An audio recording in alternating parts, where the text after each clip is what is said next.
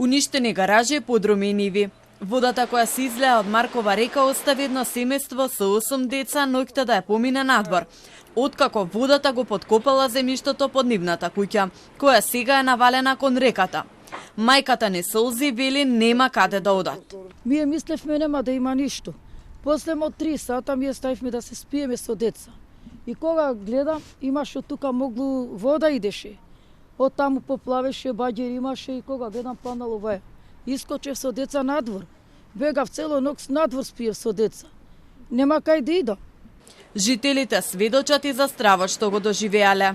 Водата тек сега се има повлечено, бидејќи огромна вода во река беше, имаше премно доле велосипеди од децава, од дрва, што ни се, што е све, тоа е све повлечено од вода и тргнато. Значи куќата до вдека ми беа све ова беше у вода. Нивото на водата сега е стабилно, а службите ги проверуваат оштетувањата. По вчерашното излевање на Маркова река на терен моментално се врши експертиза на мостот кој е затворен за автомобили, се додека не се утврди неговата стабилност. Според увидот, мостот е стар и оштетен, но конструкцијата е стабилна. Вчерашната поплава не го оштетила. Ние направивме увид, мостот не е у добра состојба, ама не е од сега. Тоа е можеби 10-15 години уназад. Има мал нагиб на едната страна, но повторно дефинитивно не е како резултат на поплавата.